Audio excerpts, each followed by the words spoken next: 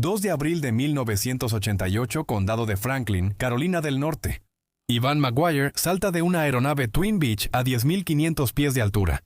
Este no era un novato. Se puede ver claramente por lo estable que su cámara en el casco permanece enfocada en 2 personas sobre él, incluso mientras cae en caída libre a miles de pies en el aire. Todo parece normal. Su cámara en el casco está grabando.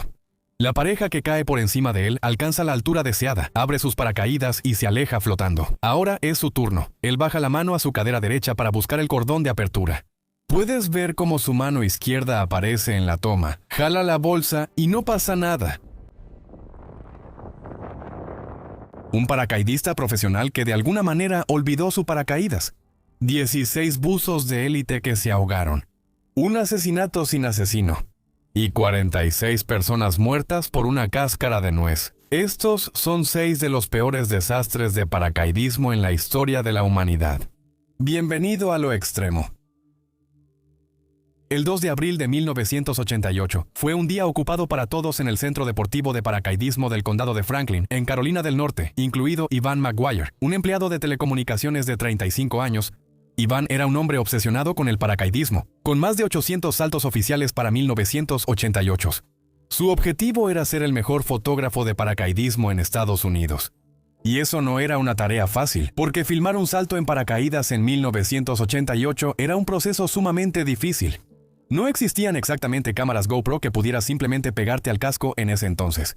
Para sus tomas, Ivan llevaba un equipo personalizado hecho de una cámara de video voluminosa montada en su casco, cables gruesos que bajaban por su cuerpo y un paquete de baterías pesado atado directamente a su espalda. El arnés que hacía funcionar este equipo está sujeto a su pecho y hombros, igual que un paracaídas. No era un trabajo peligroso, e Ivan era un perfeccionista, y es exactamente por eso que seguía ahí el 2 de abril. Ivan normalmente terminaba alrededor del mediodía, pero ese día se quedó hasta las 2:30, tratando de perfeccionar sus habilidades de filmación. Ya había hecho 2 saltos ese día sin ningún incidente, y no había razón para pensar que este salto sería diferente. El plan era sencillo. Ivan saltaría del avión y una pareja en tándem, compuesta por un instructor y un estudiante novato en su primer salto, lo seguiría. Caería justo debajo de ellos y capturaría toda la experiencia desde abajo. Para un hombre con 800 saltos, esto era tan rutinario como podía ser. Así que Ivan abordó la aeronave, y como estaba planeado, cuando el avión alcanzó los 10.500 pies, Ivan saltó primero. Momentos después, la pareja en tándem lo siguió, e Ivan lo siguió perfectamente. Digo, yo no salto en paracaídas y si tú lo haces, házmelo saber en los comentarios. Pero mantener un ángulo de cámara estable sin un punto de referencia debe ser una de las cosas más difíciles de hacer en el aire. Cuando la pareja que Ivan estaba siguiendo alcanzó la altura deseada, el instructor y el estudiante abrieron sus paracaídas en el momento indicado y se alejaron flotando. Todo había salido perfectamente. Era el turno de Ivan. Él llevó la mano a su cadera derecha para jalar el cordón de apertura, y no pasó nada. Puedes ver el momento en que su mano izquierda aparece en el encuadre de la cámara. Por un momento casi parece un ajuste rutinario. Pero luego el movimiento cambia y se vuelve algo más desesperado. Su mano está buscando, palpando, manoteando en el vacío. A 150 millas por hora con el suelo acercándose, Ivan McGuire se dio cuenta de que no llevaba paracaídas. En sus últimos segundos, el trabajo de cámara suave y profesional desaparece. Las imágenes se sacuden violentamente en un caos borroso de blanco y nubes, mientras Ivan desesperadamente busca en su espalda un equipo que no está ahí. Justo antes de que se corte la grabación, parecía que Ivan pudo haber dicho estas 2 palabras a su cámara. No. Luego, oscuridad. La ayuda llegó rápidamente al lugar, pero simplemente no sirvió de nada. Ivan falleció justo al impactar. Su cuerpo fue encontrado en un área boscosa a 1,5 millas del aeródromo. Los investigadores aéreos se enfrentaron a una pregunta imposible. ¿Cómo es que un veterano simplemente olvida su paracaídas? Es como irte de viaje por carretera y olvidar tus llaves. No tiene sentido. Pero te das cuenta de eso hasta que llegas a tu auto. Pero Ivan se dio cuenta demasiado tarde. ¿Cómo pudo pasar esto? La desgarradora respuesta se encontró de regreso en el hangar. El paracaídas de Ivan seguía intacto en el suelo. Apurado por hacer su tercer vuelo del día, se puso el arnés pesado de la cámara y corrió hacia el avión. Debido a que el voluminoso paquete de baterías y las gruesas correas descansaban sobre sus hombros, exactamente donde normalmente iría su paracaídas, su cuerpo físicamente sentía que ya estaba equipado. Si combinas esto con el cansancio extremo que debió haber sentido tras 2 saltos exitosos ese mismo día, tienes una trampa mortal. Lo más desgarrador de este incidente es que alguien ya le había salvado la vida a Iván ese mismo día. Más temprano esa tarde, en su segundo salto, un colega lo sorprendió caminando hacia el avión sin su paracaídas. Iván regresó, lo tomó, completó el salto y aterrizó sano y salvo. Para él, apenas fue algo de qué preocuparse. Debería haberlo sido. Mientras que la historia de Iván es un caso triste pero sencillo de negligencia propia, las siguientes 5 historias son mucho más complicadas. Comenzando con lo que sucedió en Ohio el 27 de agosto de 1967. Este debió haber sido el salto de su vida. Unas semanas antes, un hombre llamado Bob Carnes se había presentado en un espectáculo aéreo con su North American B-25 de propiedad privada. Mitchell, el tipo de avión que voló misiones desde el Pacífico hasta Alemania en una época en la que no era precisamente la nación amistosa que conocemos ahora. De alguna manera, Bob Carnes tenía uno de estos en su colección personal, y como agradecimiento a la comunidad de paracaidistas por su apoyo en su espectáculo aéreo, hizo una oferta que ningún paracaidista serio en Ohio podría rechazar razonablemente. Un salto gratis desde un bombardero de la Segunda Guerra Mundial a 20,000 pies de altura. La oferta se difundió por la comunidad casi de inmediato, y para el 27 de agosto, alrededor de 30 de los paracaidistas más experimentados del estado habían llegado al aeropuerto Ortner en Wakeman, Ohio, para aceptar la propuesta. Tanta gente aceptó la oferta que, al principio, el avión físicamente no podía despegar. Le pidieron a los paracaidistas menos experimentados que se hicieran a un lado. Solo los mejores fueron seleccionados. Y quiero que entiendas lo serias que eran estas personas. 17 de los 18 elegidos para el salto eran miembros de la Asociación de Paracaidismo de los Estados Unidos. Muchos tenían más de 200 saltos registrados, lo cual es exactamente lo que hace que todo lo que siguió sea tan desconcertante. El problema comenzó con el propio Bob Carnes, y comenzó antes de que el avión siquiera despegara. Su equipo de navegación tenía una falla crítica que él nunca le había revelado a nadie. Su radio y su sistema VOR, que es el instrumento que le dice a un piloto exactamente dónde está, no podían operar al mismo tiempo. Él podía o hablar con el control de tráfico aéreo o navegar, no ambas cosas. En un día normal eso era una molestia menor. Pero el 27 de agosto de 1967, una capa gruesa y sólida de nubes pesadas cubrió el norte de Ohio, bloqueando completamente la vista del suelo debajo. Incluso en 1967, las regulaciones dejaban claro explícitamente que debías poder identificar visualmente la zona de aterrizaje. Pero Bob tenía a esos 18 paracaidistas de élite en la parte trasera y quería que el salto se realizara. Así que apagó su sistema de navegación de a bordo para hablar con el control de tráfico aéreo en ruta de Cleveland. Le pidió al controlador de radar en tierra que guiara su bombardero B-25 sobre la zona de salto del aeropuerto Ortner. Ahora, al mismo tiempo que Bob despegó, un fotógrafo llamado Ted Murphy había despegado en un pequeño Cessna 180 con la intención de fotografiar a los paracaidistas desde el aire. Y aquí es donde ocurrió uno de los casos más extremos de confusión de identidad en la historia de la aviación. Porque en 1967 el radar civil era básicamente solo un punto brillante en una pantalla. No había etiquetas que mostraran el tamaño, tipo o altitud de una aeronave. Un enorme bombardero B-25 de la Segunda Guerra Mundial y una pequeña Cessna 180 se veían exactamente igual en la pantalla del radar. Y abajo, en la sala de radar de Cleveland, acababa de ocurrir un cambio de turno. El controlador principal que había estado comunicándose con Carnes se fue a tomar un café, dejando a un reemplazo a cargo de vigilar el radar. Cuando el otro controlador se sentó y miró los puntos brillantes, se enfocó en una señal que pensó que era Carnes y comenzó a dar instrucciones. El controlador estaba hablando con Bob Carnes por la radio, pero en la pantalla estaba siguiendo la Cessna de Ted Murphy. Como Carnes volaba completamente a ciegas entre las nubes, no tenía más opción que confiar y seguir cada instrucción que el controlador le daba por los audífonos. Y cuando ese punto que él pensaba que era Bob estaba perfectamente sobre la zona de salto del aeropuerto de Orton en la pantalla del controlador, le dijo a Carnes que estaba libre. No tenía idea de que el punto que estaba viendo era el Cessna de Ted Murphy y que Carnes y el verdadero B-25 con 18 paracaidistas a bordo estaba a unas 12 millas del aeropuerto de Orton, directamente sobre las aguas abiertas del lago Erie.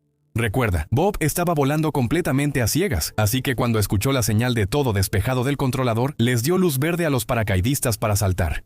El jefe de salto abrió la puerta, y aunque el reglamento en ese momento decía explícitamente a los paracaidistas que nunca saltaran sin confirmar visualmente el suelo, debajo de ellos, los 18 saltaron a 20,000 pies en nubes tan densas que no se podía ver a través de ellas, tan densas que no sabían qué les esperaba del otro lado.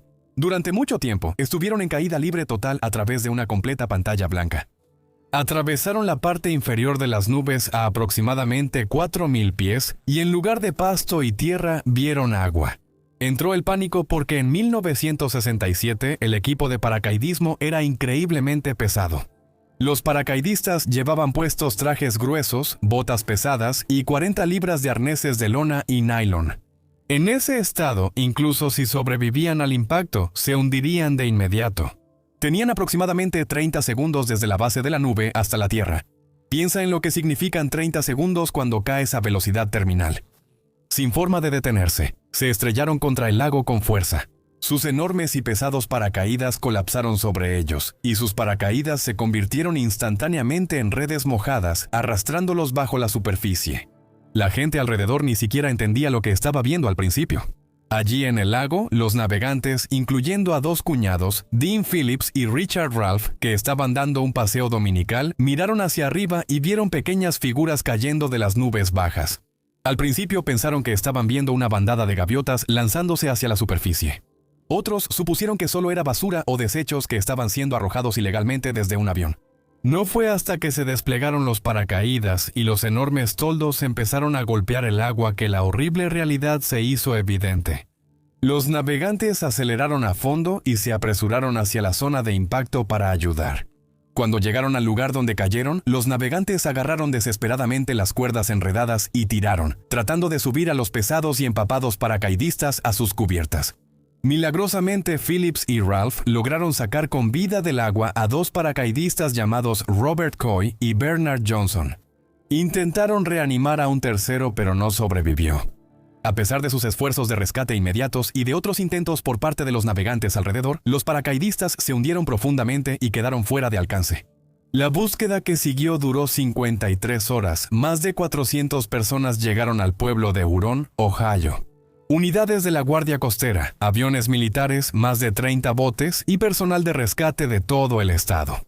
Buscaron cada centímetro de esa orilla. Ya era demasiado tarde. 16 de los 18 paracaidistas se ahogaron. Solo 2 sobrevivieron el tiempo suficiente para ser sacados del agua. La investigación que siguió fue intensa, exhaustiva y brutal. Carnes fue considerado responsable por dejar caer deliberadamente a los paracaidistas a través de una capa sólida de nubes sin contacto visual con el suelo, una violación directa de las regulaciones federales.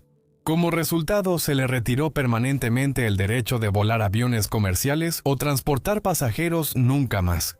Además de perder su medio de vida, Carnes, junto con el gobierno federal, enfrentó enormes demandas por muerte por negligencia de parte de las familias de las 16 víctimas.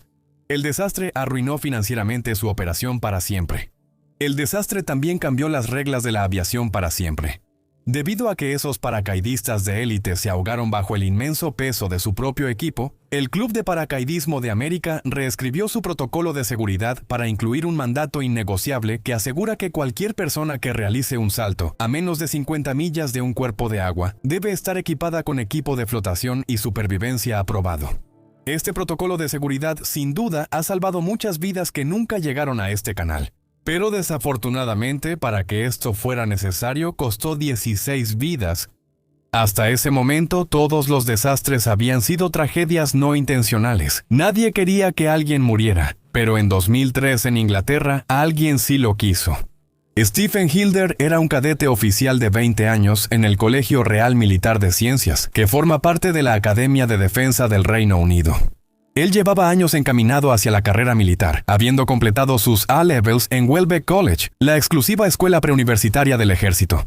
Después de una breve e infructuosa estancia en la Universidad de Bristol, Esteban se transfirió a Shrewsbury para estudiar administración y logística, y estaba trabajando para forjarse una carrera como oficial del ejército. Según la mayoría de los relatos, él era un joven disciplinado, inteligente y ambicioso. Pero Esteban tenía una segunda vida paralela a su entrenamiento militar, y lo consumía de una manera que incluso sus amigos más cercanos encontraban difícil de explicar por completo. Había empezado a practicar paracaidismo, y en solo 2 años había realizado más de 200 saltos. Para ponerlo en perspectiva, la mayoría de los paracaidistas recreativos tardan años en alcanzar esa cifra. Sus amigos decían que no solo era algo que disfrutaba, sino que era algo que necesitaba. Para el verano de 2003, Esteban competía como parte de un equipo de paracaidismo de formación de 3 personas llamado Black Rain, junto con sus compañeros cadetes oficiales Adrian Blair y David Mason, en una disciplina especializada conocida como free flying. El free flying no es el típico salto de paracaidismo boca abajo. Es esencialmente gimnasia aérea a miles de pies de altura en el cielo. Los saltadores caen de cabeza, de pies o en posiciones sentadas, ejecutando formaciones complejas y coreografiadas mientras caen a 150 millas por hora. Requiere una concentración inmensa, conciencia corporal y mucho valor. Los 3 habían participado en el campeonato de la Asociación Británica Universitaria de Paracaidismo, una competencia de una semana que se llevó a cabo ese año en Habalstow Airfield en Lincolnshire. El 4 de julio de 2003 era un día de competencia, y alrededor de las 2:45 p.m. Esteban y sus 2 compañeros de equipo abordaron un avión de salto y comenzaron el lento ascenso hasta los 13,000 pies. Gracias a que otro paracaidista grabó el salto, sabemos exactamente cómo era el ambiente dentro de la cabina. En cámara, Esteban estaba sonriendo, bromeando con sus amigos y levantando el pulgar en señal de aprobación. Se veía exactamente como un joven listo para competir en el deporte que amaba. Cuando la luz se puso verde, los 3 hombres se lanzaron al vacío, y el salto fue simplemente perfecto. El equipo estaba concentrado. Ejecutaron 19 maniobras acrobáticas perfectamente sincronizadas, y a 1200 metros la rutina terminó. El equipo se separó, alejándose unos de otros para crear una distancia segura y desplegar sus paracaídas. Los 2 compañeros de Steven extendieron la mano hacia atrás, lanzaron sus paracaídas piloto y fueron jalados hacia arriba al instante cuando se desplegaron sus velámenes principales. Ellos miraron esperando ver el paracaídas de Steven abrirse justo a su lado. En cambio, él siguió cayendo. Steven intentó alcanzar la manija de apertura del paracaídas principal, pero no pasó nada. Confiando de inmediato en su entrenamiento militar y en la memoria muscular, pasó directamente a su protocolo de emergencia. Fue por su paracaídas de reserva. De nuevo, no pasó nada. No había nada que pudiera hacer más que mirar impotente mientras caía y se estrellaba contra el suelo en un campo de maíz cercano a 120 millas por hora. Falleció al instante. Cuando los paramédicos y los encargados de la zona de salto recuperaron su cuerpo de entre los altos tallos de maíz, asumieron que estaban ante una tragedia de 1 en 1.000.000, donde tanto el sistema principal como el de respaldo fallaron al mismo tiempo. Pero cuando revisaron detenidamente su equipo, lo que vieron no tenía sentido. Mira, cada paracaidista salta con 2 paracaídas, uno principal y uno de reserva. Cada paracaídas está conectado a un arnés en tu cuerpo con correas gruesas y resistentes de tela. Cuando jalas la manija de despliegue, esas correas son las que transfieren la fuerza de la apertura del paracaídas sobre ti a tu cuerpo, frenándote.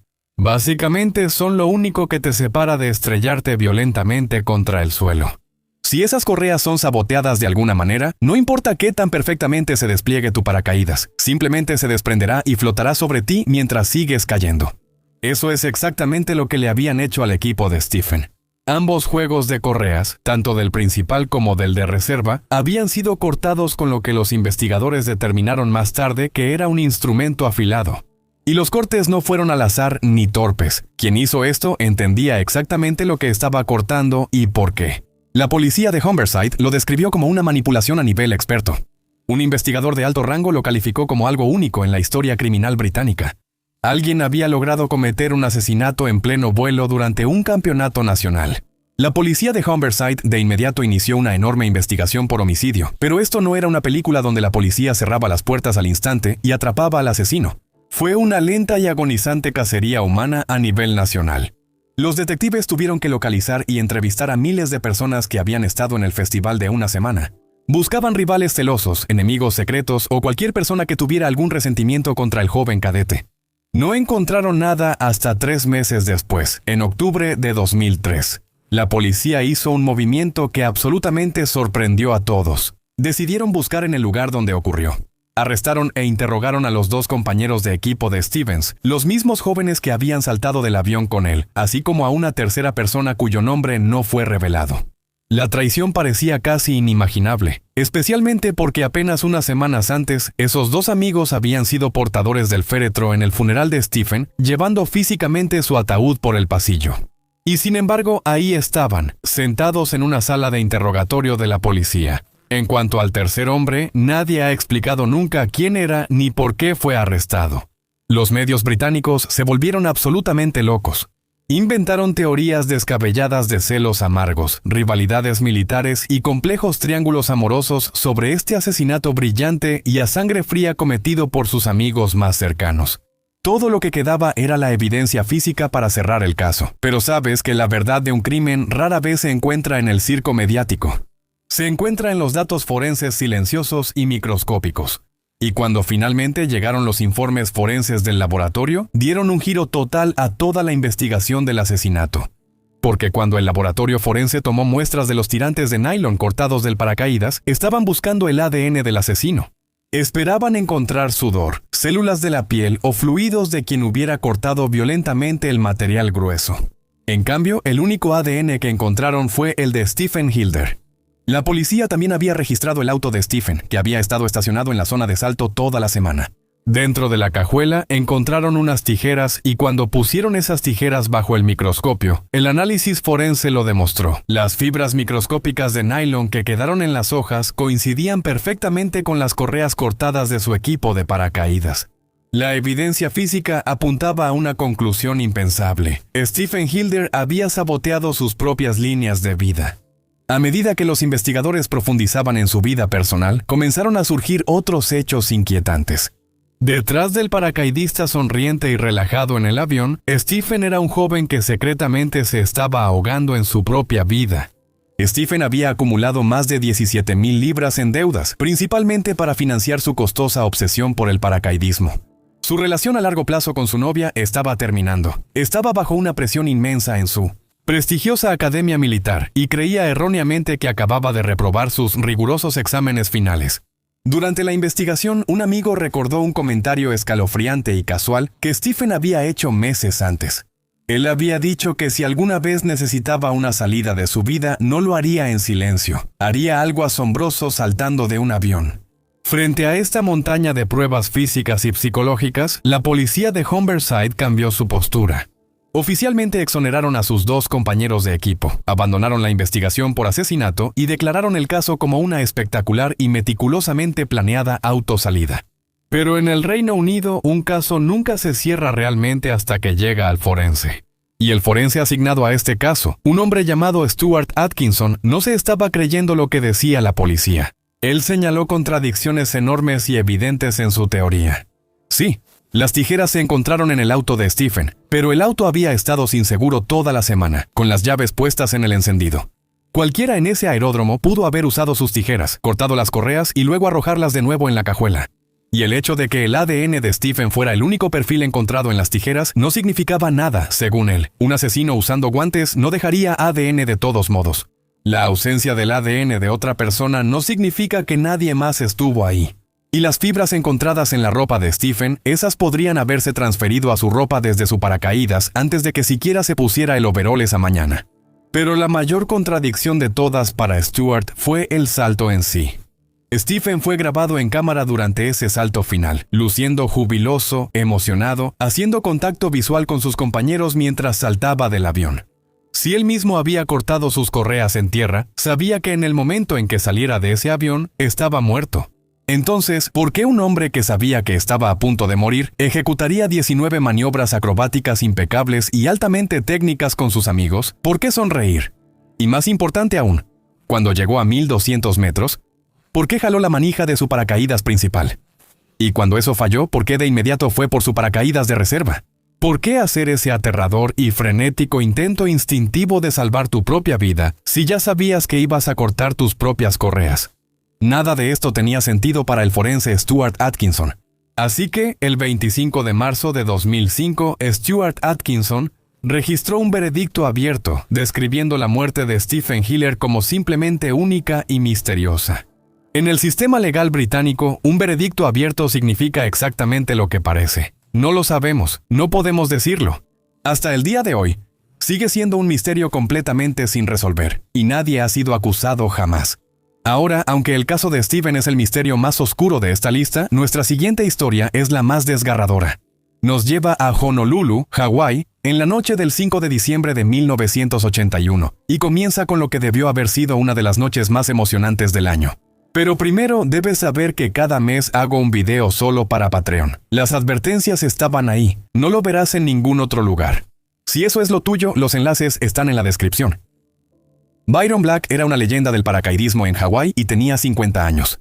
Él fundó Jump Hawaii en 1976 y con los años lo convirtió en uno de los equipos de paracaidismo más reconocidos de las islas.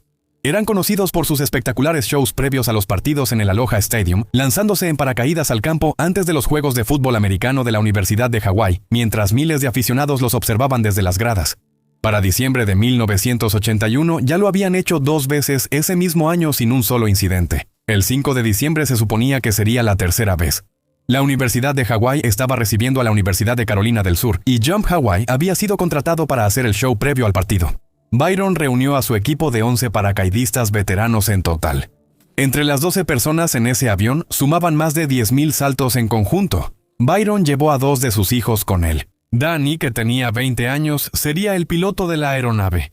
Una Beechcraft C-45 de 2 motores. Bobby, de 25 años, saltaría con el equipo. La C-45 es una aeronave hermosa, confiable y clásica, pero es sumamente implacable si ignoras las leyes de peso y balance. Y antes de que este avión en específico siquiera despegara esa mañana, ya se había cometido un error grave pero invisible. Cuando cargas un avión tienes que calcular cuidadosamente su centro de gravedad, porque un avión en vuelo es como un sube y baja, perfectamente equilibrado sobre sus alas. Si pones demasiado peso en la parte trasera, por ejemplo, el avión se vuelve peligrosamente cargado de cola. Un avión cargado de cola pierde su estabilidad aerodinámica. La nariz constantemente quiere inclinarse hacia arriba, lo que crea una gran resistencia al viento. Si la nariz apunta demasiado alto, las alas dejan de generar sustentación. El avión entra en pérdida y se vuelve increíblemente fácil entrar en una barrena violenta de la que es casi imposible recuperarse. Con 11 paracaidistas adultos usando equipo pesado apretados en la parte trasera de la cabina ese día, el Beechcraft estaba cargado unos impresionantes 10 pulgadas más allá de su límite máximo de peso trasero. En la aviación, estar desviado por una sola pulgada puede cambiar drásticamente cómo se comporta un avión. Estar desviado por 10 pulgadas significaba que esta aeronave era una trampa mortal voladora, solo esperando que el piloto cometiera un error. Pero el avión despegó del campo de Dillingham sin incidentes de todos modos y comenzó a ascender hacia el estadio. Pero nubes densas y un viento fuerte habían cubierto Honolulu, así que los paracaidistas no podían ver el suelo. Y a diferencia de la gente del lago Erie, este equipo se apegó al protocolo. El salto fue cancelado y Danny Black dio la vuelta al avión. Lo que sucedió en los siguientes minutos es algo que los testigos en tierra tuvieron dificultades para describir con precisión. Una esposa de la marina llamada June Burkhardt estaba cenando en un restaurante cercano con su esposo cuando miró por la ventana. Ella dijo que el avión estaba dando vueltas y girando en círculos amplios. Al principio realmente pensó que era una exhibición acrobática. Cuando Danny Black, el piloto, giró la aeronave cerca del monumento conmemorativo del USS Arizona, la trampa mortal que había estado pilotando finalmente se reveló. Cuando un avión da una vuelta, la nariz tiene que inclinarse ligeramente hacia abajo, y la velocidad debe mantenerse alta. Esa es la única manera de que las alas generen suficiente sustentación para mantener el avión en el aire. Pero la cola de esta aeronave era demasiado pesada, más allá de su límite seguro. En el momento en que Danny comenzó la vuelta, todo ese peso en la parte trasera empezó a jugar en su contra. Piénsalo como intentar girar un martillo por el mango. El extremo pesado quiere tomar el control. En un avión, eso significa que la cola se arrastra hacia atrás. La nariz se eleva, las alas pierden su ángulo y toda la aeronave entra instantáneamente en una barrena plana violenta e irrecuperable. Dentro de la cabina fue una pesadilla total. Cuando un avión entra en una barrena fuera de control así, genera una fuerza centrífuga intensa.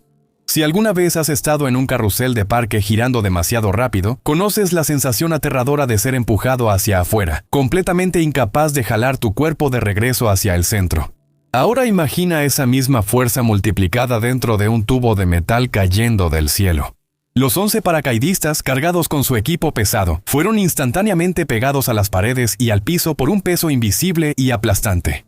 No podían ponerse de pie, no podían gatear, estaban completamente atrapados por la física del giro. En la cabina, Danny, de 20 años, llevó los motores al límite absoluto, empujando desesperadamente los controles hacia adelante para intentar bajar el morro y así poder volar de nuevo. Pero como todos esos cuerpos estaban irremediablemente atrapados en la parte trasera del avión, la cola seguía siendo demasiado pesada. Los controles de vuelo estaban prácticamente muertos. Sentado más cerca de la puerta de salto abierta estaba un paracaidista de 34 años llamado Mike Sammons. Él se había estado preparando para ser el primer paracaidista en saltar sobre el estadio esa noche, lo que significaba que ya estaba posicionado justo en la salida. Mientras el avión giraba y temblaba a su alrededor, tomó una decisión que probablemente cada instinto en su cuerpo le gritaba que tomara. Se lanzó fuera del avión. Al verlo saltar, otros 3 paracaidistas intentaron desesperadamente seguirlo, pero salir de una aeronave girando es increíblemente peligroso. Cuando Mike salió por la puerta, la sección de cola del Beechcraft, que giraba violentamente, se azotó y golpeó directamente su pierna, destrozándola por completo. A pesar del dolor insoportable y la caída libre descontrolada, Mike confió únicamente en la memoria muscular. Encontró su asa, jaló el cordón de su paracaídas y su dosel se desplegó. Solo unos segundos después cayó en las aguas de Pearl Harbor. Mike lo logró. Lamentablemente, los paracaidistas que intentaron seguirlo simplemente se les acabó la altura. Sus paracaídas no tuvieron suficiente tiempo para abrirse completamente y se estrellaron contra el suelo. El Beechcraft chocó contra el arrecife a 250 yardas del monumento conmemorativo del USS Arizona y se dobló en forma de L al impactar. La cola era la única parte que aún se veía sobre el agua. A pesar de tener la pierna destrozada, Mike Sammons se quitó el equipo pesado, luchó por salir a la superficie y trató desesperadamente de nadar hacia los restos que se hundían para salvar a sus amigos. Pero el impacto había sido demasiado fuerte.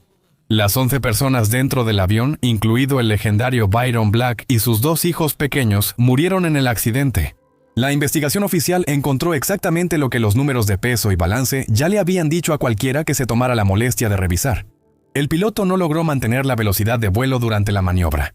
La aeronave estaba cargada 10 pulgadas detrás de su límite posterior del centro de gravedad.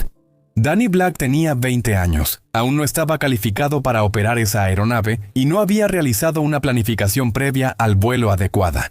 La devastadora tragedia que acabó con el núcleo de la comunidad de paracaidismo de Hawái en una sola tarde. Y sigue siendo un recordatorio brutal de que, sin importar cuántos miles de saltos exitosos tengas en tu haber, no puedes superar en paracaidismo a un avión mal cargado. A diferencia de todo lo que hemos cubierto hasta ahora, esta siguiente historia no ocurrió por un error de cálculo, un descuido o una falla mecánica extraña. Ocurrió por unas fotografías. Déjame explicar. Dubnica Air era una operación de paracaidismo con base en el aeródromo de Červený Kamen, en el oeste de Eslovaquia. En agosto de 2015, se estaban preparando para un espectáculo aéreo programado para el 23 de agosto y habían organizado un vuelo de ensayo, 3 días antes para practicar su exhibición sincronizada. El plan era que 2 aviones idénticos LL-410 turbohélice despegaran juntos, ascendieran en formación cerrada y soltaran a sus paracaidistas simultáneamente. Limpio, preciso, profesional. Ahora, si no estás familiarizado con el vuelo en formación, las reglas son simples y no negociables. Cuando 2 aviones vuelan en formación cerrada, cada piloto tiene una tarea por encima de todo lo demás. Saber exactamente dónde está el otro avión en todo momento. La aeronave que va detrás, en particular, tiene una posición específica que debe mantener detrás y debajo del avión líder, y nunca, bajo ninguna circunstancia, debe salirse de esa posición. La separación entre las 2 aeronaves se mide en pies, no en millas. Un momento de distracción, y las consecuencias son catastróficas. Cada avión llevaba a 17 paracaidistas y 2 pilotos. Esos son 38 personas en el aire entre ambas aeronaves. Mientras los 2 aviones ascendían hacia los 5.000 pies esa mañana del 20 de agosto, el margen de error simplemente desapareció.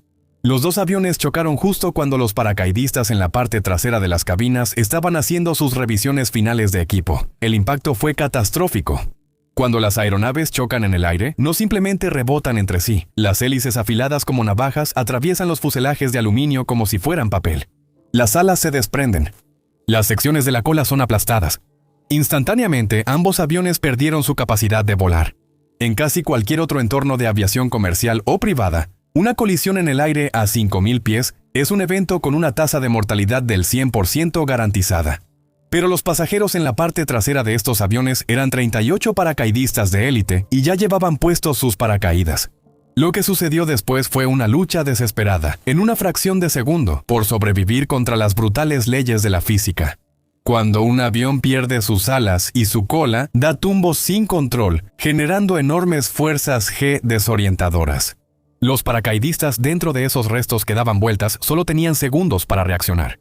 Luchando contra el caos, la gravedad aplastante y los escombros voladores, se abrieron paso desesperadamente hacia las puertas de salto abiertas y se lanzaron al cielo, esquivando partes del avión que caían mientras desplegaban sus paracaídas.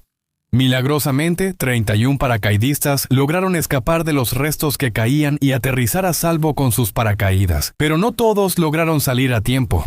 Las intensas fuerzas G y el metal aplastado y retorcido atraparon a 3 de los paracaidistas dentro del fuselaje. Además, los pilotos de cada aeronave estaban sujetos con cinturones en sus cabinas. No tuvieron tiempo ni espacio para escapar. Ambas aeronaves se estrellaron contra el suelo, y los 4 pilotos, así como los 3 paracaidistas atrapados, fallecieron en el accidente. Cuando los investigadores de la Oficina de Aviación de Eslovaquia revisaron los restos para averiguar exactamente por qué estos 2 aviones chocaron en un claro día de verano, encontraron algo tan increíble que, honestamente, pensé que mis ojos me estaban engañando cuando lo leí por primera vez. Volar una aeronave en formación cerrada requiere una concentración absoluta y sin distracciones. Un solo segundo de distracción significa la muerte. Sin embargo, el informe oficial reveló que, en el momento de la colisión, el capitán de la aeronave que iba detrás estaba usando activamente su teléfono para tomar fotografías del avión líder a través de la ventana de su cabina. Mientras hacía eso, su aeronave se fue desplazando lentamente hacia adelante y hacia arriba hasta quedar al mismo nivel que el avión que debía seguir. Para cuando cualquiera de los 2 pilotos se dio cuenta de lo que estaba pasando, ya no quedaba tiempo. Ahora no tengo idea de por qué pensó que eso era aceptable. Ni siquiera se supone que debas enviar mensajes de texto y conducir, mucho menos tomar fotos mientras pilotas un avión. No tengo idea de qué pasaba por su mente cuando apuntó ese teléfono a la ventana, pero lo que sí sé es que 38 personas pusieron sus vidas en sus manos esa mañana, y 7 de ellas no regresaron a casa porque él quería una fotografía. Cada desastre en esta lista hasta ahora se debió a un error humano fatal en ese momento. Pero el desastre de paracaidismo más mortal en la historia de la humanidad no fue causado por un error en el aire, fue causado por la tierra. El 11 de septiembre de 1982, la ciudad de Mannheim en Alemania Occidental estaba en medio de una celebración masiva. A la ciudad había recibido oficialmente el rango de ciudad exactamente 375 años antes, y el gobierno local había organizado una semana de festividades para conmemorar la ocasión. Había conciertos, exposiciones y en la mañana del 11 de septiembre un espectáculo aéreo espectacular en el aeropuerto de la ciudad de Mannheim al que miles de personas habían asistido para ver. La pieza central de ese espectáculo aéreo iba a ser algo que nadie había visto antes. Un equipo internacional de paracaidistas compuesto por 23 franceses, 9 galeses, 6 alemanes y 8 estadounidenses que iban a intentar establecer un récord Guinness. Récords mundiales por la formación en círculo más grande en caída libre jamás ensamblada en la historia de la humanidad. Para lograrlo, necesitaban saltar de una aeronave simultáneamente a gran altitud, tomarse de las manos formando un círculo gigante mientras caían a 150 millas por hora y mantener la formación el tiempo suficiente para que fuera verificada oficialmente.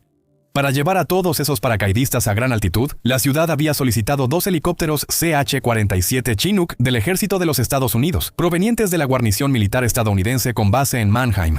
El Chinook es una bestia de transporte masiva con 2 rotores. Está fuertemente blindado, diseñado con enorme robustez y construido para sobrevivir en zonas de guerra activas. Ambos helicópteros llegaron a tiempo esa mañana, y luego, en algún momento antes del despegue, alguien tomó una decisión. Nadie ha explicado completamente quién la tomó o por qué, pero en lugar de dividir a los paracaidistas entre ambos helicópteros como se había planeado, todo el equipo fue cargado en uno solo. Para cuando se cerraron las puertas de ese único Chinook, había 38 paracaidistas, una tripulación estadounidense de 5 personas y 2 reporteros de la American Forces Network que se enteraron del intento de récord y se subieron en el último minuto para cubrir la historia. 46 personas en total. No había suficientes asientos para todos, así que 11 personas tuvieron que ir de pie. Alrededor de las 12:30 de la tarde, el Chinook despegó. Varios globos aerostáticos ya habían sido lanzados, flotando pacíficamente alrededor del aeródromo, mientras miles de espectadores esperaban a que los paracaidistas saltaran. La multitud estaba de buen ánimo, pero toda esa alegría terminó cuando las personas en tierra de repente escucharon un grito catastrófico y chirriante que resonó por el cielo. Ahora, para entender lo que estaba pasando dentro de ese helicóptero, necesitas comprender una cosa fundamental sobre cómo funciona un Chinook. Un helicóptero Chinook tiene dos rotores enormes, uno en la parte delantera y otro en la trasera. A diferencia de un helicóptero normal, ambos rotores giran en direcciones opuestas y sus aspas en realidad pasan por el mismo espacio en el aire. La única razón por la que nunca se golpean es porque están perfectamente sincronizados, como dos personas en una puerta giratoria que nunca chocan porque siempre saben exactamente cuándo entrar. Esa sincronización es controlada por una sola caja de engranajes, y esa caja de engranajes, como cualquier componente del motor, necesita estar constantemente bañada en aceite para evitar que se sobrecaliente. Pequeños inyectores dentro de la transmisión rocían aceite sobre las piezas en movimiento de manera continua. Cada segundo que el helicóptero está en el aire, piénsalo como la banda de distribución en tu auto. Mientras la transmisión siga girando, las aspas están perfectamente sincronizadas para pasar una junto a la otra, con apenas unos centímetros de separación. Si se rompe, bueno, esa es la peor pesadilla de cualquier piloto. Y en Mannheim, el 11 de septiembre de 1982, esa pesadilla se hizo realidad. La caja de cambios falló repentinamente, y las aspas de dos enormes y pesados rotores se estrellaron entre sí al instante a cientos de millas por hora.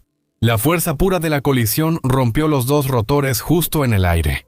El helicóptero cayó del cielo como una piedra, estrellándose directamente sobre la autopista A656 que estaba abajo.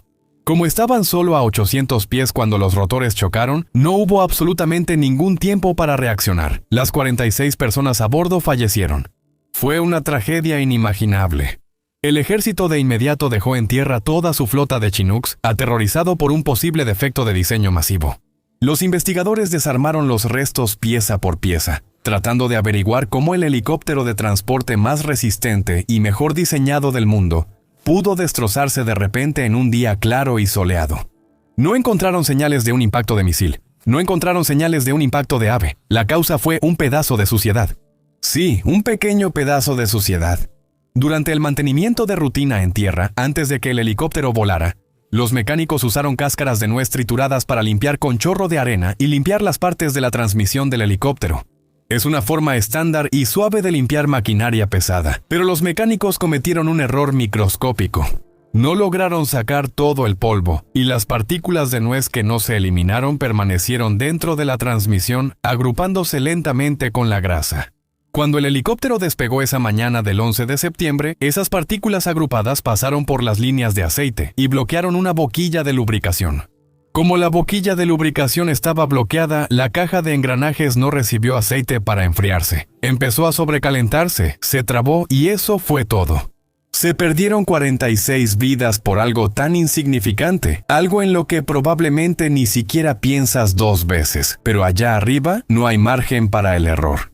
El alcalde de Mannheim, Wilhelm Barnholt, canceló todas las celebraciones de aniversario restantes. Se erigió un monumento de piedra tallada en la entrada del aeropuerto de la ciudad de Mannheim.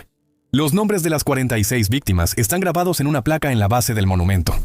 Y cada año, el 11 de septiembre, las familias se reúnen en ese monumento para recordar lo que comenzó como un intento de récord mundial y terminó con 46 personas en una autopista porque alguien no purgó bien una transmisión. 6 desastres. Ninguna de esas tragedias era inevitable, todas eran completamente prevenibles, y ninguna de esas víctimas subió a una aeronave porque quería morir. Confiaron en su equipo, confiaron en sus compañeros y esperaban regresar a casa. Pero el hombre en nuestro siguiente video sabía exactamente en lo que se estaba metiendo. Era un temerario de 58 años que construyó su propio barril de madera rudimentario. Se encerró dentro con un yunque de hierro de 45 kilos para mantenerse estable y voluntariamente se lanzó por la rugiente caída de 51 metros de las cataratas del Niágara. No vas a creer lo que pasó después.